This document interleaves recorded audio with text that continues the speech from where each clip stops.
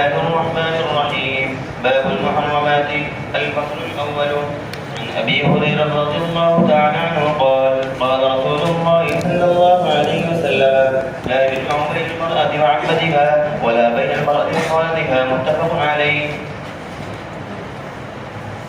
بسم اللہ الرحمن الرحیم. باب المحرمات. یہ باب ہے ان عورتوں کے بیان میں جن کو شریعت نے حرام قرار دیا ہے، یعنی جن سے نکاح کرنے کی اجازت نہیں ہے. اس سے ما قبل میں مصنف علیہ الرحمہ نے مشروعیت نکاح کی احادیث شریفہ کو بیان فرمایا. مشروعیت کے بعد چونکہ محلیت کا ہونا ضروری ہے کہ ایسی عورت جو محل نکاح بن سکتی ہو، اس لیے یہاں سے محلیت نکاح کو بیان فرما رہے ہیں. چونکہ محرمات قلیل ہیں اور محللات زیادہ ہیں، دنیا جہان کی عورتوں سے آدمی کے لیے نکاح کرنا جائز ہے چند عورتوں کے سوا. محرمات چونکہ قلیل ہیں اس لیے شریعت نے محرمات کا ذکر کر دیا. خود قرآن پاک نے محرمات کو بیان کرنے کے بعد ارشاد فرمایا وَأُحِلَّ لَكُم مَّا وَرَاءَ ذَلِكُمْ.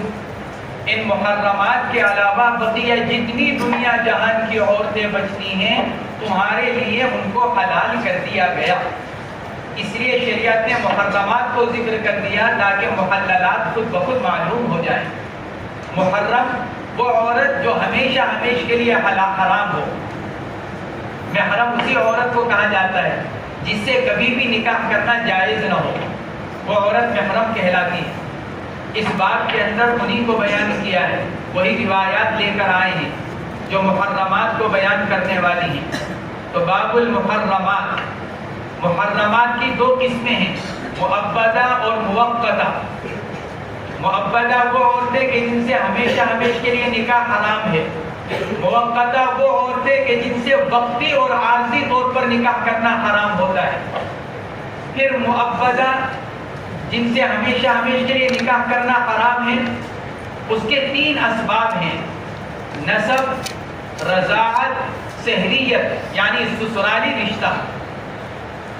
نسب کے اعتبار سے 7 عورتیں ہیں جن سے نکاح کرنا ہمیشہ کے لیے حرام ہے. ماں، بیٹی، بہن، خالہ، پھوپھی. خالہ ماں کی بہن، پھوپھی باپ کی بہن، بھانجی بہن کی لڑکی، بھتیجی بھائی کی لڑکی. یہ 7 نسبی عورتیں ہیں جن سے ہمیشہ کے لیے مرد کے لیے نکاح حرام ہے. ماں، بہن، بیٹی، خالہ، پھوپھی، بھانجی، بھتیجی. یہ 7 عورتیں جن سے ہمیشہ کے لیے نکاح حرام ہے. یہی 7 عورتیں رضاعت سے حرام ہیں. یہ 7 عورتیں نسبی ہیں، یہی 7 عورتیں رضاعی ہیں. رضاعی ماں، رضاعی بہن، رضاعی بیٹی، رضاعی پھوپھی، رضاعی خالہ، رضاعی بھانجی، رضاعی بھتیجی. 2 آدمیوں نے ایک ساتھ دودھ پیا ایک عورت کا، تو جو رضاعی بھائی ہے اس کی بیٹی اس کی رضاعی بھتیجی لگے گی. ایک مرد نے ایک عورت کے ساتھ کسی تیسری عورت کا دودھ پی رکھا ہے تو وہ لڑکی اس کی رضاعی بہن ہوئی تو اس کی بیٹی اس کی رضاعی بھانجی بنے گی. تو جو نسب سے 7 عورتیں حرام ہیں وہی رضاعت سے 7 عورتیں حرام ہیں. یہ 14 ہوئے. آگے 4 سحریت سسرالی رشتہ داری، ان سے بھی ہمیشہ کے لیے نکاح حرام ہے. نمبر 1 باپ کی موضوعہ جس سے باپ نے نکاح کر رکھا ہے. نمبر 2 بیوی کی ماں جس کو ساس کہا جاتا ہے. نمبر 3 بیوی کی بیٹی.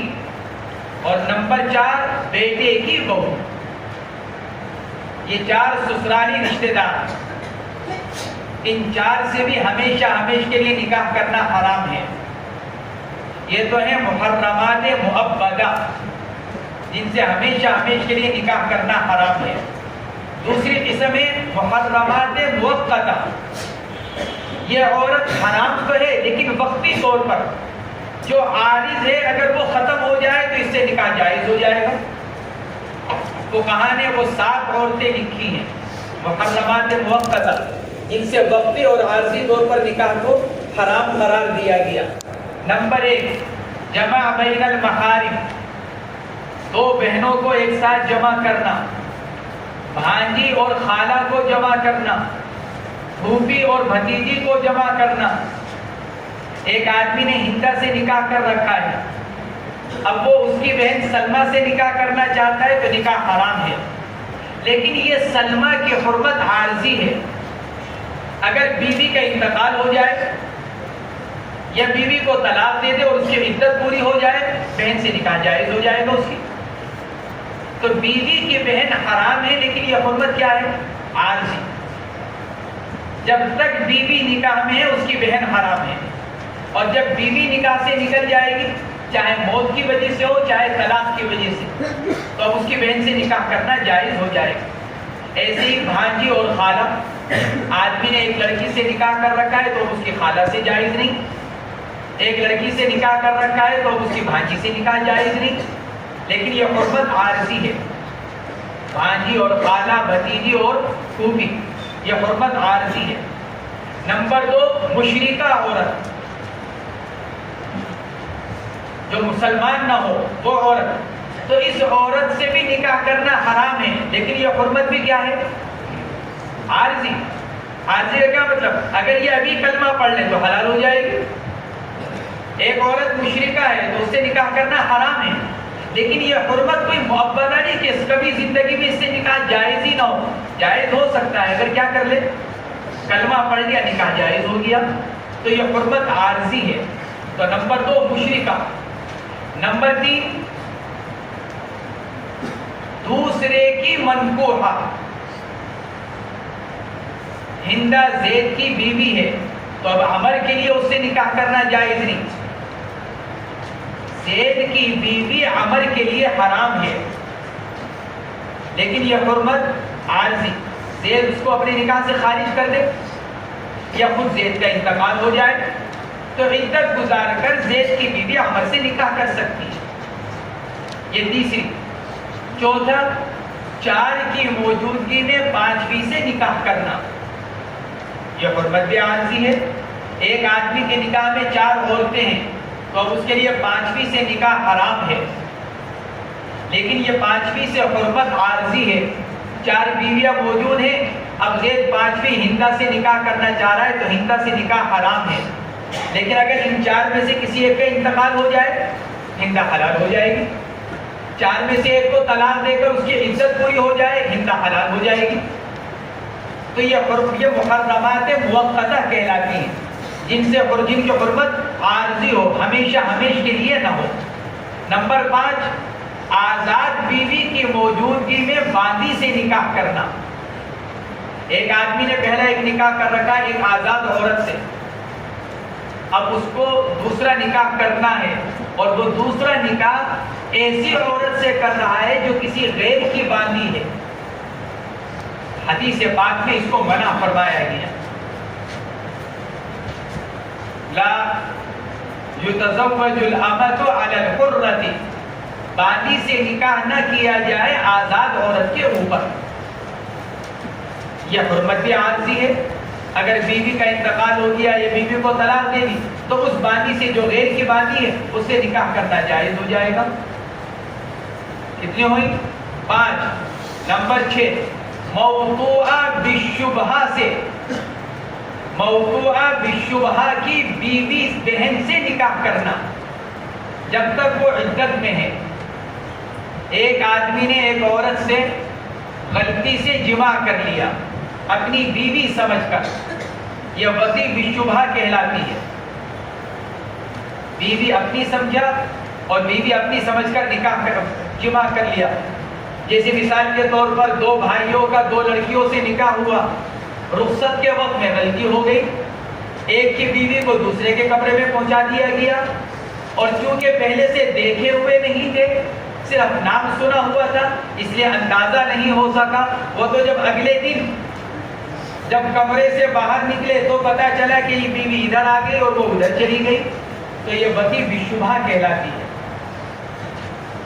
تو اب اس صورت میں جب تک اس کی عدت پوری نہ ہو جائے اس کی بہن سے نکاح جائز نہیں۔ موضوعہ بالشبہہ، موضوعہ بالشبہہ کی جب تک عدت موجود ہو جب تک اس کی بہن سے نکاح کرنے کی اجازت نہیں ہے. اور ایسے ہی ساتواں کیا؟ دوسرے کی معتدہ سے نکاح. ایک آدمی نے اپنی بیوی کو طلاق دے دی، ابھی وہ عدت میں ہے، تو جب تک اس کی عدت پوری نہ ہو جائے اس عورت سے نکاح کرنا جائز نہیں ہے. یہ محرمات موقتہ کہلاتی ہے.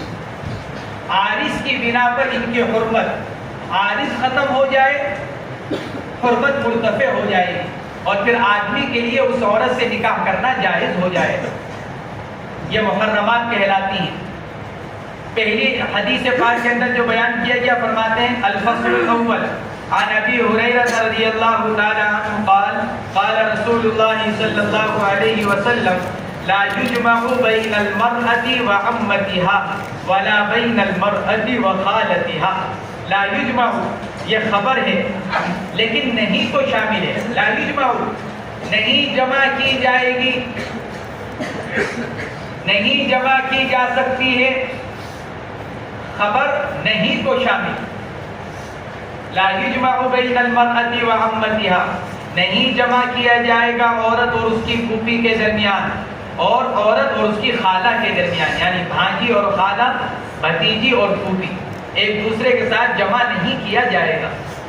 محدثین نے لکھا ہے شارحین نے کہ لا یجمع خبر ہے لیکن نہیں کو متضمن اور شامل ہے. امام قرطبی وغیرہ نے اس کی صراحت کی ہے. امام نووی رحمۃ اللہ علیہ نے لکھا ہے کہ خبر نہیں کے مقابلے میں ابلغ ہے. کسی چیز سے منع کرنے کے لیے خبر کا صیغہ اگر استعمال کیا جائے تو وہ زیادہ تاکید رکھتا ہے اپنے اندر. اگر کسی چیز کو منع کرنا ہو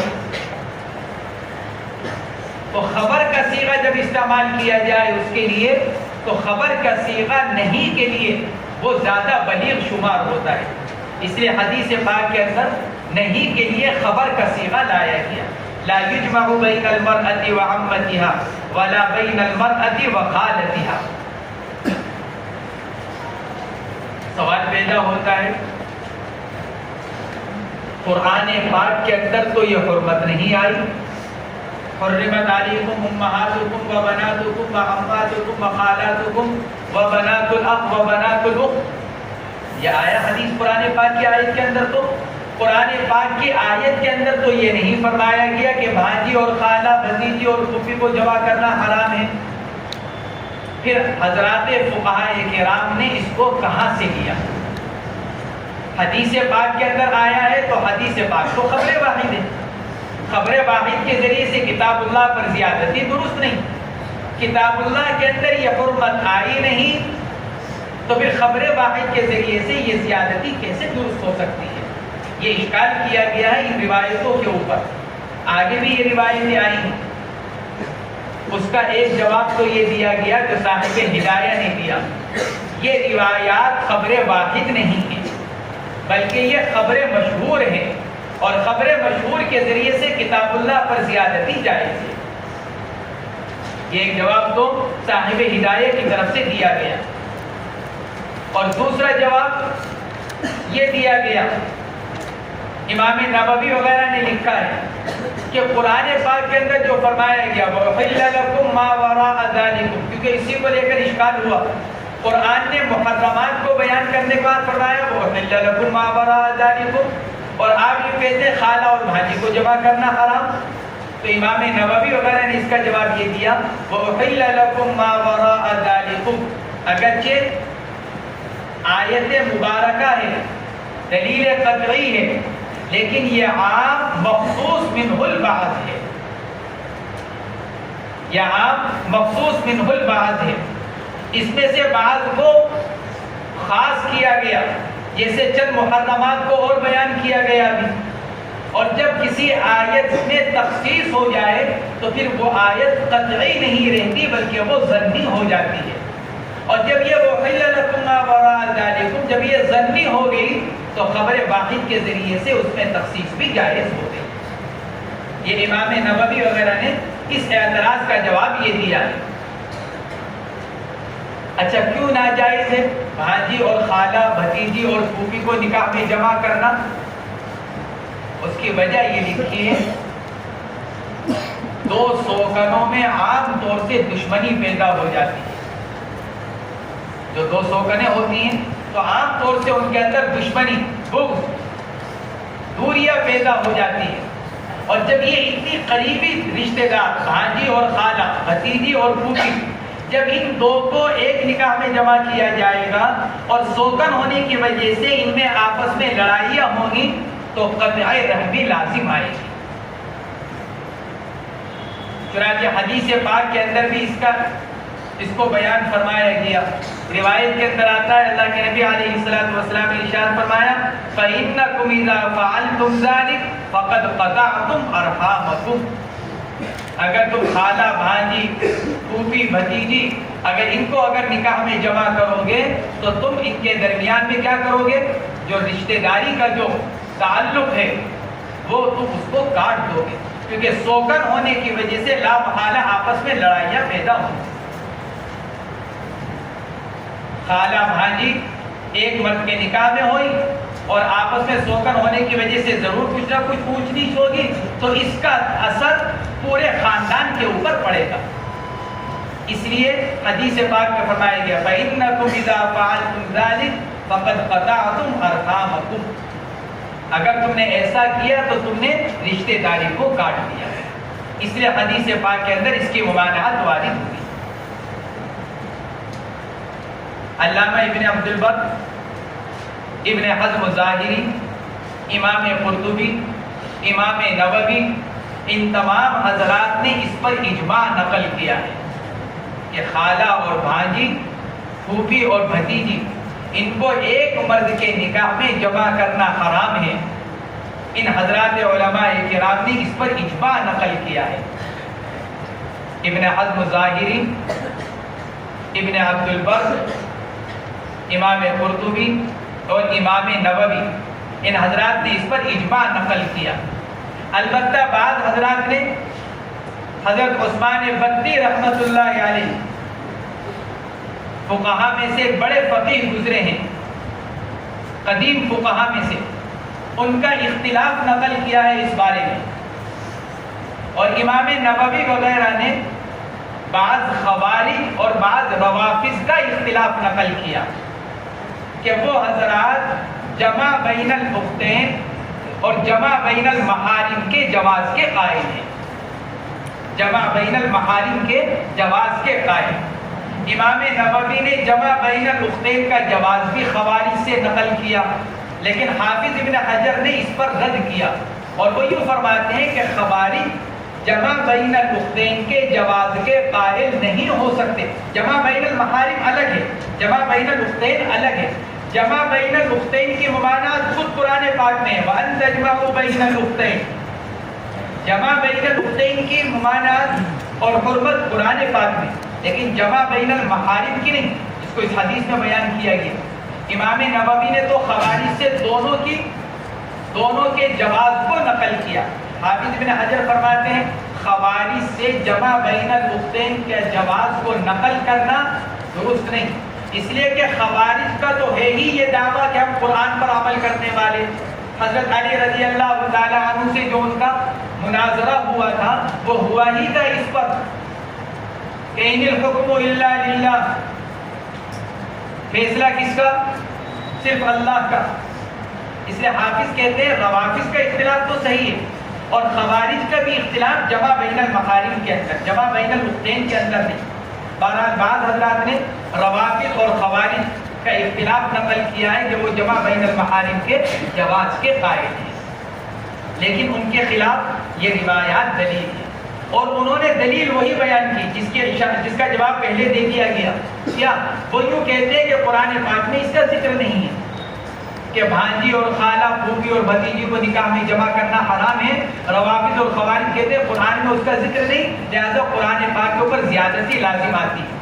اس کا جواب وہی ہے جو دیا جا چکا ہے صاحب ہدایہ کی طرف سے یہ کہ وہ خبریں مشہور ہیں، اور امام نووی وغیرہ کی طرف سے کہ آیت عام مخصوص منہ البعض ہے، لہذا ظنی ہو گئی، اور ظنی کے اندر تخصیص خبر واحد کے ذریعے سے درست ہے. وعن عائشة رضي الله تعالى عنها قال رسول الله صلى الله عليه وسلم يحرم من الرضاعة ما يحرم من الولادة رواه البخاري. وعن عائشة رضي الله تعالى عنها قالت قال رسول الله صلى الله عليه وسلم يحرم من الرضاعة ما يحرم من الولادة. رضاعہ بعض حضرات نے کہا ہے کہ اگر ہا کے ساتھ اگر پڑھا جائے تو را کا کسرہ غلط ہے. رضاعت اس پر تو اتفاق ہے کہ یہ تینوں لغت ٹھیک ہیں، رضاع اور رضاعت، لیکن رضاعت را کا کسرہ اور آگے ہا، اس کے بارے میں بعض حضرات نے لکھا ہے کہ یہ صحیح نہیں ہے. اگر ہا کے ساتھ پڑھا جائے گا تو پھر را کا فتحہ ہی پڑھا جائے گا، لیکن اکثر حضرات نے دونوں کو جائز قرار دیا ہے، رضاعت. حضرت عائشہ رضی اللہ تعالی عنہ کی روایت فرماتی ہیں رسول اللہ صلی اللہ علیہ وسلم نے ارشاد فرمایا رضاعت سے وہ رشتے حرام ہیں جو ولادت سے حرام ہیں، جن کی تفصیل ابھی بیان کی گئی. محرمات مؤبدہ کے اندر 7 عورتیں نسب سے حرام، وہی 7 عورتیں رضاعت سے حرام، اسی کو فرمایا جا رہا ہے یحرم من الرضاعہ، جو رضاعت سے جو رشتے حرام وہی ہیں جو ولادت سے حرام ہوتے ہیں. جو عورتیں نسبی رشتے کی وجہ سے حرام، وہی تمام عورتیں رضاعی رشتے کی وجہ سے بھی حرام. رواہ البخاری، تنہا امام بخاری نے نہیں بلکہ امام مسلم نے بھی اس روایت کو نقل کیا، لہذا صحیح یہ تھا مصنف کہتے ہیں متفق علیہ. مصنف نے کہا رواہ البخاری، جس سے معلوم ہوتا ہے کہ شاید امام مسلم نے اس روایت کو نقل نہیں کیا. شراح نے لکھا ہے کہ نہیں، امام مسلم نے بھی اس روایت کو نقل کیا ہے. اس سے بہتر یہ تھا کہ مصنف اوپر کی روایت کی طرح یہاں پر بھی یہی کہتے کہ متفق علیہ. وعنها رضي الله عنها قالت جاء عمي من رضاعته فاستأذن علي فأبيت أن آذن له حتى سأل رسول الله صلى الله عليه وسلم فجاء رسول الله صلى الله عليه وسلم فسألته فقال إنه عمك فأذن لي له. قالت فقلت يا رسول الله إنما أرضعت المرأة ولم يرضع الرجل. فقال رسول الله صلى الله عليه وسلم إنه عمك فليرد عليك، وذلك بعدما ضرب عليه الحجاب. متفق عليه. یہ حضرت عائشہ رضی اللہ تعالی عنہ کی روایت مصنف اسی کی تائید کے لیے لے کر آئے ہیں کہ جو رشتے نسب کی وجہ سے محرمیت کے اندر آ جاتے ہیں وہ رضاعت کی وجہ سے بھی محرمیت کے اندر آ جاتے ہیں. حضرت عائشہ رضی اللہ تعالی عنہ کا واقعہ ہے، حضرت عائشہ نے ابو قعیس کی بیوی کا دودھ پیا. ابو قعیس کی بیوی کا دودھ حضرت عائشہ رضی اللہ تعالی عنہ نے پیا. ابو قعیس کے بھائی افلح حضرت عائشہ رضی اللہ تعالی عنہ کے پاس آئے، گھر میں آنے کی اجازت چاہیے. حضرت عائشہ نے کہا آپ تو اجنبی مرد ہیں، آپ میرے پاس نہیں آ سکتے. انہوں نے کہا کہ نہیں، میرے بھائی کی بیوی نے تم کو دودھ پلایا، لہذا میں تمہارا چچا ہوا، میرا بھائی تمہارا رضاعی باپ ہے، لہذا میں تمہارا رضاعی چچا ہوا. انہوں نے ارشاد فرمایا کہ جب تک اللہ کے نبی سے مسئلہ معلوم نہ کر لوں اس وقت تک اجازت نہیں دے سکتی. جب حضور پاک علیہ السلام تشریف لائے تو حضرت عائشہ نے عرض کیا یا رسول اللہ افلح آئے تھے، اجازت چاہیے. میں نے ان کو انکار کر دیا. آپ نے ارشاد فرمایا کہ وہ تمہارا چچا ہے، رضاعی چچا، لہذا اس کو آنے کی اجازت ہے. حضرت عائشہ نے اس پر اعتراض کیا، اللہ کے نبی مرد کا کیا تعلق دودھ کے اندر؟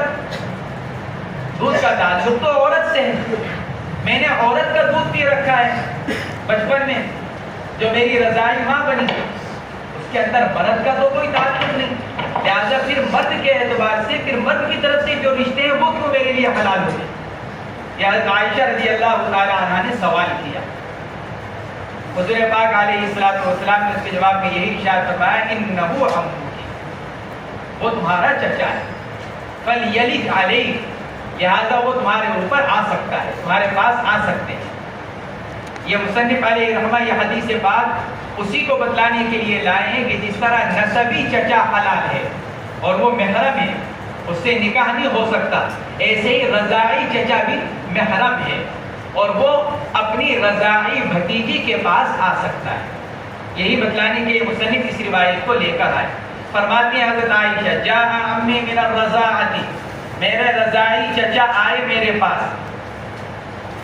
نام ان کا افلح، بعض حضرات نے ان کا نام لکھا ہے ابو الجعد، نسائی شریف کی روایت میں نام آیا ہے ابو الجعد، حافظ ابن حجر رحمۃ اللہ علیہ نے لکھا ہے افلح نام ہے، ابو الجعد کنیت ہے، لہذا کوئی اختلاف نہیں۔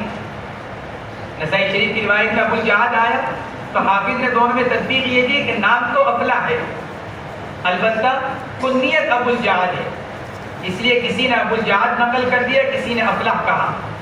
ان کے نام میں اور بھی اختلاف ہے لیکن وہ اقوال مرجوح ہیں، راجح قول یہی ہے کہ وہ ان کا نام افلح تھا۔ فاستأذن علیہ، انہوں نے میرے پاس آنے کی اجازت چاہی۔ بعض روایات کے اندر آتا ہے کہ آ گئے تھے اندر اور آمنے سامنے بات ہوئی، لیکن راجح یہی روایت ہے۔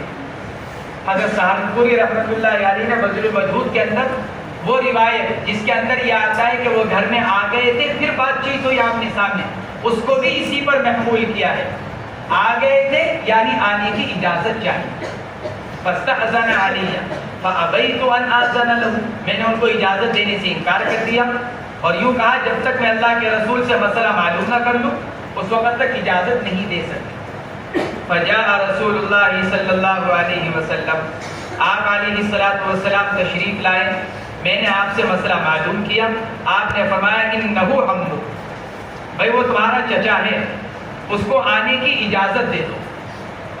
سوال کیا، قالت فقلت له یا رسول اللہ انما ارضعتنی المرأة ولم يرضعني الرجل، یا رسول اللہ دودھ تو عورت نے پلایا، مرد نے تو دودھ نہیں پلایا، عورت نے دودھ پلایا ہے تو عورت کی طرف سے جو رشتہ دار ہیں ان کا میرا محرم بننا وہ تو سمجھ میں آتا ہے، میں نے ہندا کا دودھ پیا، ہندا کا بھائی خالد ہے، وہ میرا ماموں بنے، سمجھ میں آتی ہے بات، کیونکہ عورت کا رشتہ دار ہے، لیکن میں نے ہندا کا دودھ پیا، ہندا کا میاں ہے زید، زید کا بھائی ہے خالد، وہ میرا محرم بنے، یہ سمجھ میں نہیں آتا۔ یہ حضرت عائشہ رضی اللہ تعالی عنہا نے یہ عرض کیا، یہ علت بیان کی اپنے سوال کی، انما ارضعتنی المرأة ولم يرضعني الرجل، مجھ کو عورت نے دودھ پلایا ہے، مرد نے مجھ کو دودھ نہیں پلایا، لہذا اس کا بھائی میرا چچا کیسے ہوا؟ فقال رسول اللہ صلی اللہ علیہ وسلم انہ عمک، آپ نے دوبارہ پھر یہی ارشاد فرمایا کہ وہ تمہارا چچا ہے، چاہیے کہ وہ تمہارے پاس داخل ہو جائے۔ وذلك بعد ما ضرب علينا الحجاب، کہ حضرت عائشہ اس جملے کو لا کر ایک بات ختم کرنا چاہیے۔ کسی کو یہ خیال ہو سکتا ہے ممکن ہے کہ یہ واقعہ اللہ کے نبی کا یہ اجازت دینا نزول حجاب کے واقعے سے پہلے ہو، جب پردے کا حکم نازل نہیں ہوا تھا تو بتلا دیا کہ نہیں یہ واقعہ پردے کے حکم کے نزول کے بعد کا ہے، یہ روایت۔ اب یہاں پر پہلی بات تو یہ ہے بعین ہی یہی واقعہ حضرت حفصہ رضی اللہ تعالی عنہ کے ساتھ پیش آیا، روایت حضرت عائشہ کی ہے، مسلم شریف کی روایت ہے۔ حضرت عائشہ فرماتی ہے کہ اللہ کے نبی ایک مرتبہ میرے پاس گھر میں تشریف فرما تھے، پڑوس میں حضرت حفصہ کا گھر، حضرت حفصہ اور حضرت عائشہ کے مکان کی دیوار ایک، بس دیوار درمیان ہے۔ حضرت عائشہ فرماتی ہے میں نے سنا، میں نے دیکھا کہ ایک آدمی حضرت حفصہ کے گھر میں کھڑکا کر رہا ہے، اندر جانے کی اجازت مانگ رہا ہے۔ مجھے خیال سے ہوا ایک اجنبی آدمی اس طرح حضرت حفصہ کے گھر میں اجازت لے کر جا رہا ہے۔ میں نے حضور پاک علیہ السلام سے عرض کیا یا رسول اللہ اس طرح ایک اجنبی آدمی حفصہ کے گھر میں اجازت لے کر چلا گیا کھڑکا کر کر، آپ نے ارشاد فرمایا وہ ان کا چچا ہوگا، یا آپ نے ارشاد فرمایا۔ سوال یہ پیدا ہوتا ہے جب حضرت عائشہ رضی اللہ تعالی عنہ کے واقعات سے پہلے حضرت حفصہ کا واقعہ ہو چکا ہے اور اللہ کے نبی یہ فرما چکے ہیں کہ وہ اس لیے اندر چلا گیا کیونکہ وہ ان کا چچا،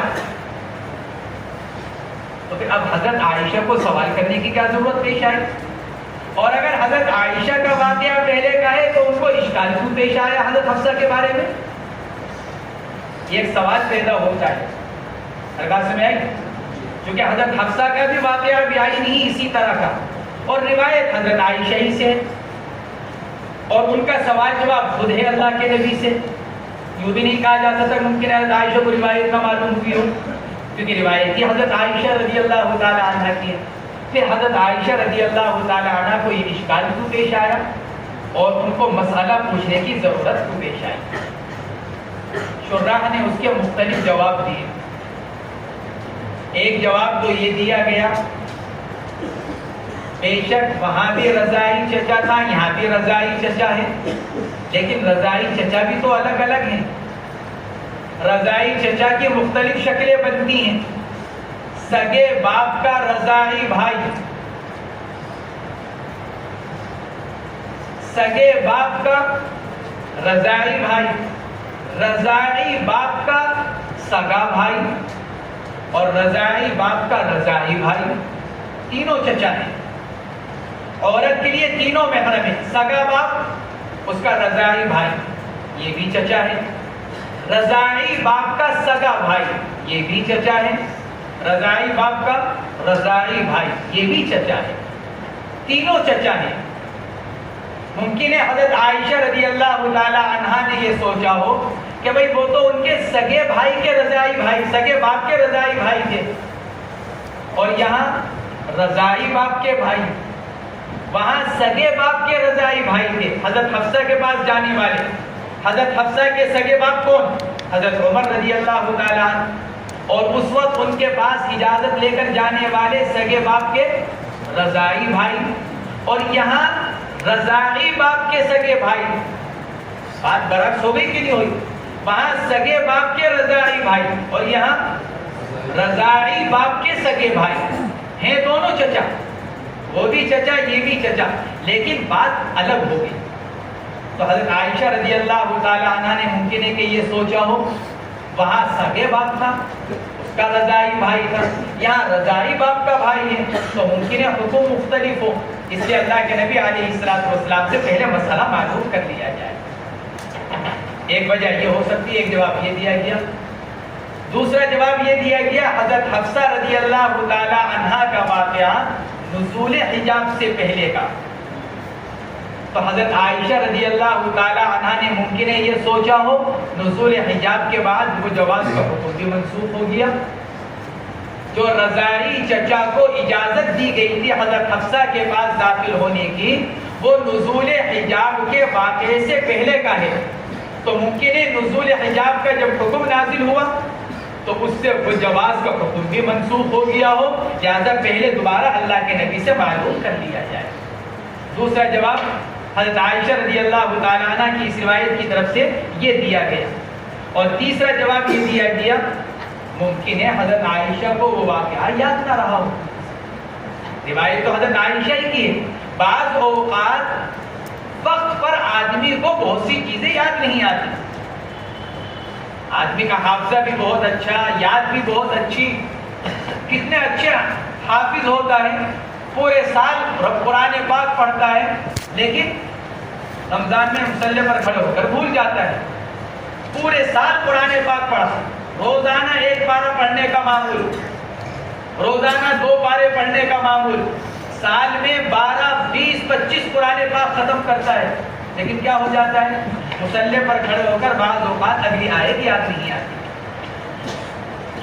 تو ممکن ہے کہ حضرت عائشہ رضی اللہ تعالی عنہ کو بھی حضرت حفصہ رضی اللہ تعالی عنہ کا یہ واقعہ یاد نہ رہا ہو.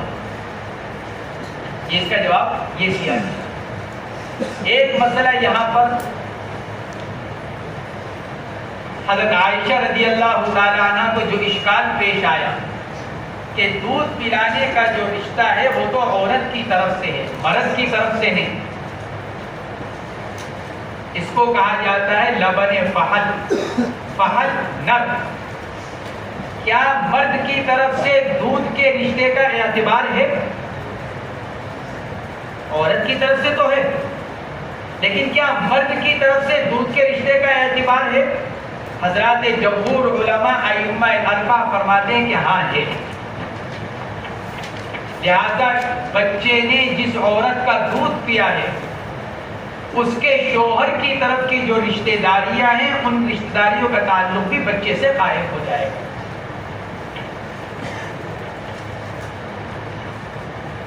حضرات ائمہ اربعہ کا مذہب یہی ہے اور یہی روایت مستدل ہے۔ اللہ کے نبی علیہ السلام حضرت عائشہ رضی اللہ تعالی عنہ کے اشکال کو دور بھی فرما رہے ہیں اور ساتھ ساتھ یہ بھی بیان فرما رہے ہیں کہ یہ تمہارا چچا ہے۔ معلوم ہوا کہ لبن فحل کا اعتبار ہے، یعنی مرد کی طرف سے دودھ کی وجہ سے جو رشتہ داریاں بنتی ہیں ان رشتہ داریوں کا اعتبار کیا جائے گا۔ لہذا بچے نے جس عورت کا دودھ پیا اس کا شوہر اس کا رضاعی باپ، اس کا بھائی رضاعی چچا، اس کا باپ یعنی رضاعی باپ کا باپ اس کا رضاعی دادا، جتنے رشتے ہیں وہ اس کے ساتھ قائم ہو جائیں گے جو نسب سے ہوتے ہیں۔ یہ حضرات ائمہ اربعہ یہ فرماتے ہیں کہ لبن فحل کا اعتبار کیا جائے۔ بعض حضرات صحابہ کرام، بعض تابعین اس کا اعتبار نہیں کرتے تھے۔ بعض صحابہ کرام اور بعض تابعین وہ اس کا اعتبار نہیں کرتے تھے۔ حضرت عبداللہ ابن عمر، حضرت عبداللہ ابن زبیر اور خود حضرت عائشہ کو بھی اشکال تھا۔ یہ صحابہ کرام میں سے اور بعد کے لوگوں میں سے، صحابہ میں سے ایسے حضرت رافع ابن خدیج اور تابعین میں سے امام شافعی، ابراہیم نخعی، سعید بن المسیب، یہ حضرات لبن فحل کا اعتبار نہیں کرتے تھے۔ شروع میں ابتدائی زمانوں میں صحابہ کرام میں سے بعض صحابہ کرام صحابہ کے دور میں اور تابعین کے دور میں بعض تابعین کرام یہ کہا کرتے تھے کہ اس کا اعتبار نہیں ہے لبن فحل کا، لیکن حضرات علماء کرام نے لکھا ہے ابتدائی ادوار میں تو اس میں اختلاف تھا کہ لبن فحل کا اعتبار ہے یا نہیں، صحابہ کے دور میں اور تابعین کے دور میں، لیکن پھر بعد میں تمام علماء کا اس پر اتفاق اور اجماع ہو گیا کہ لبن فحل معتبر ہے۔ ابتدا میں تو اختلاف ہوا، بعض صحابہ کرام کو بعض تابعین کو، لیکن اس کے بعد پھر جتنے ادوار آتے چلے گئے اس پر اجماع ہو گیا کہ لبن فحل کا اعتبار ہے۔ لہذا دودھ کے رشتہ جو باپ کی طرف سے چلے گا اس کا اعتبار کیا جائے گا اور وہ رشتے اسی طرح قائم ہوتے چلے جائیں گے جس طرح نسبی رشتے قائم ہوتے ہیں۔ اور دلیل یہی حضرت عائشہ رضی اللہ تعالی عنہا کی روایت ہے جس میں حضور پاک علیہ السلام نے ان کو ارشاد فرمایا تھا کہ وہ تمہارا چچا ہے، لہذا رضاعی چچا ہونے کی وجہ سے وہ تمہارے پاس آ سکتا ہے۔ وعن علي رضي الله عنه أنه قال يا رسول الله هل لك في بنت عمك حمزة فإنها أجمل فتاة في قريش، فقال له أما علمت أن حمزة أخي من الرضاعة وإن الله حرم من الرضاعة ما حرم من النسب، رواه مسلم۔ حضرت علی رضی اللہ تعالی عنہ کی روایت یہ بھی اسی کی تائید کے لیے کہ رضاعت سے وہ رشتے حرام ہو جاتے ہیں جو نسب سے حرام ہوتے ہیں، اسی کی تائید کے لیے لے کر آئے۔ حضرت علی رضی اللہ تعالی عنہ کی روایت ہے، انہوں نے عرض کیا یا رسول اللہ هل لك في بنت عمك حمزہ، اللہ کے رسول معلوم ہوا کہ آپ شادی کرنا چاہ رہے ہیں، آپ کے چچا کی بیٹی حمزہ رضی اللہ تعالی عنہ کی بیٹی بھی تو ہے، آپ ان سے کیوں نہیں نکاح کر لیتے؟ حضرت حمزہ چچا ہے اور چچا کی بیٹی سے نکاح جائز ہے، چچازاد بہن سے نکاح جائز ہے۔ آدمی کے لیے اپنے بھائی کی بیٹی سے تو نکاح جائز نہیں کیونکہ وہ بھتیجی ہے، لیکن چچا کی بیٹی سے تو نکاح جائز ہے، ماموں کی بیٹی سے نکاح جائز ہے۔ تو حضرت علی رضی اللہ تعالیٰ عنہ نے یہی عرض کیا، یا رسول اللہ حل لک فی بنت عمک حمزہ، حضرت حمزہ رضی اللہ تعالیٰ عنہ کی بیٹی جن کے نام میں مختلف اقوال ہیں کہ ان بیٹی کا نام کیا تھا. بعض حضرات نے لکھا ہے امامہ، بعض نے لکھا ہے عمارہ، بعض نے لکھا ہے سلمہ، بعض نے لکھا عائشہ، بعض نے لکھا فاطمہ، بعض نے لکھا یعلا اور بعض نے لکھا امت اللہ. یہ 7 قول نقل کیے گئے حضرت حمزہ رضی اللہ تعالی عنہ کی بیٹی کے بارے میں. امامہ، عمارہ، سلمہ، عائشہ، فاطمہ، یعلا اور امت اللہ. اور 8واں نام نقل کیا گیا حافظہ. یہ نام، یہ مختلف اقوال ان کے نام کے بارے میں ہیں. علامہ مزی رحمۃ اللہ علیہ نے ان کا نام ام الفضل لکھا،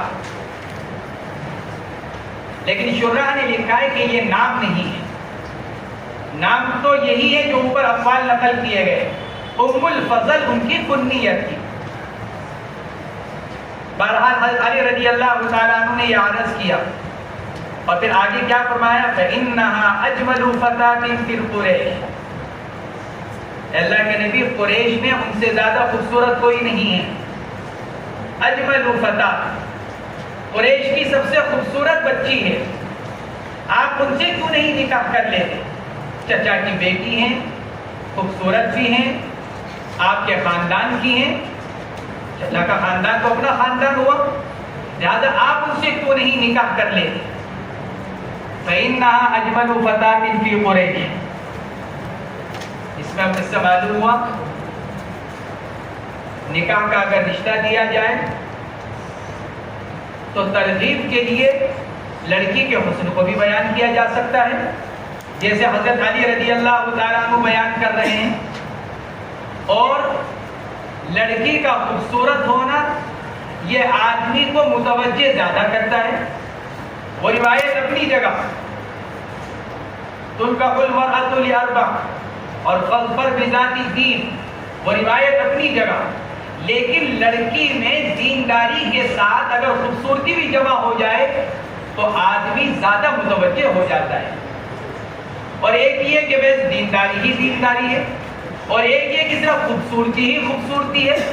اس وقت فرمایا جا رہا ہے خوبصورتی کے مقابلے پر دینداری کو ترجیح. ایک لڑکی ایسی جس میں صرف خوبصورتی اور ایک لڑکی ایسی جس میں صرف دینداری. بیچاری خوبصورت تو نہیں ہے، بس قبول صورت ہے، لیکن ایک خوبصورتی ہے لیکن دینداری نہیں ہے. تو حدیث پاک کیا کہہ رہی ہے؟ فاظفر بذات الدین، خوبصورتی کو چھوڑ کر دینداری کو قبول کرو. لیکن یہ کہ دینداری کے ساتھ اگر خوبصورتی بھی جمع ہو جائے تو نور علی نور. اس لیے حضرت علی رضی اللہ تعالیٰ عنہ نے کیا کیا؟ حضرت حمزہ رضی اللہ تعالیٰ عنہ کی جو بیٹی تھی، کیونکہ دینداری تو ان کے اندر ہے، نبی کے خاندان کی ہیں، حضرت حمزہ کی صاحبزادی ہیں، تو دینداری تو ان کے اندر موجود ہے. دینداری کے ساتھ ساتھ ان کی خوبصورتی کو بیان کر رہے ہیں. فَإِنَّهَا أَجْمَلُ فَتَاةٍ فِي قُرَيْشٍ فَقَالَ لَهُ أَمَا عَلِمْتَ أَنَّ حَمْزَةَ أَخِي مِنَ الرَّضَاعَةِ. آپ نے ارشاد فرمایا کیا تمہیں معلوم نہیں کہ حمزہ میرے رضاعی بھائی ہیں؟ یہ ارشاد فرمایا اللہ کے نبی علیہ الصلوۃ والسلام. ارے تمہیں نہیں معلوم ہوا کہ حضرت علی کو نہیں معلوم تھا. اگر حضرت علی کو یہ معلوم ہوتا کہ حضرت حمزہ اور اللہ کے نبی علیہ الصلوۃ والسلام آپس میں چچا بھتیجے تو ہیں ہی، رضاعی بھائی بھی ہیں، تو حضرت علی رضی اللہ تعالیٰ عنہ یہ پیشکش نہ فرماتے. اس لیے اللہ کے نبی نے ارشاد فرمایا اما علمت ان حمزہ اخی من الرضاعۃ.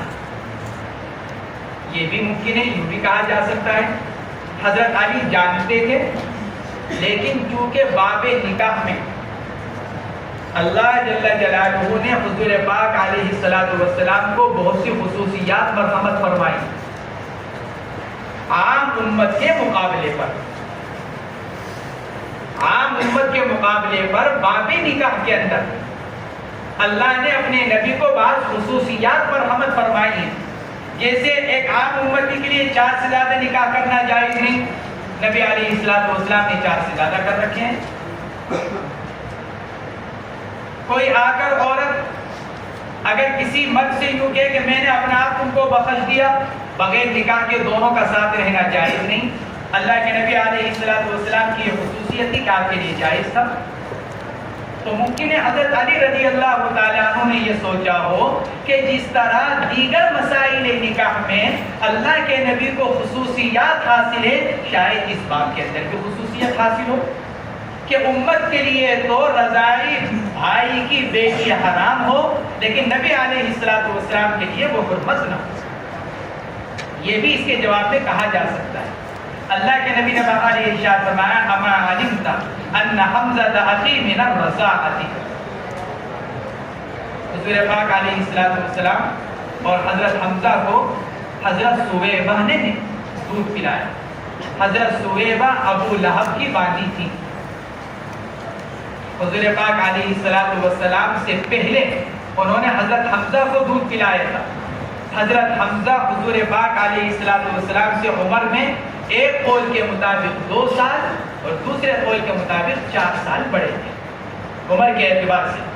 حضرت حمزہ رضی اللہ تعالیٰ ایک قول کے مطابق 2 سال، ایک قول کے مطابق 4 سال اللہ کے نبی سے عمر میں بڑے تھے۔ تو حضرت سویبہ نے پہلے حضرت حمزہ کو دودھ پلایا جب وہ چھوٹے تھے، پھر حضور پاک علیہ السلام کو دودھ پلایا جب ان کا موقع آیا۔ اس اعتبار سے یہ دونوں کیا ہو گئے؟ رضائی بھائی۔ حضرت سویبہ رضی اللہ تعالیٰ عنہ، امام سیوطی رحمۃ اللہ علیہ نے لکھا ہے جس عورت نے بھی نبی علیہ السلام کو دودھ پلایا اللہ نے ان کو اسلام مرحمت فرمایا۔ اللہ کے نبی نے 4 عورتوں کا دودھ پیا ہے، والدہ محترمہ حضرت آمنہ۔ حضرت آمنہ کے بارے میں بعض روایات کے اندر آتا ہے نبوت کے بعد اللہ کے نبی علیہ السلام کی دعا پر والدین محترمین کو زندہ کیا گیا، انہوں نے اسلام قبول کیا، پھر دوبارہ ان کا انتقال۔ بعض روایات کے اندر یہ آتا ہے اگرچہ ان روایات کے صحت میں محدثین کا اختلاف ہوا۔ تو سب سے پہلے دودھ پلانے والی والدہ محترمہ حضرت آمنہ رضی اللہ تعالی عنہ، پھر اس کے بعد کچھ دن حضرت سویبہ نے دودھ پلایا، اور پھر تیسرے نمبر پر حضرت حلیمہ جو اللہ کے نبی کی اصل دایا ہیں، جو لے کر گئے حضرت حلیمہ رضی اللہ تعالی عنہ، اور چوتھے نمبر پر حضرت ام ایمن رضی اللہ تعالی عنہ۔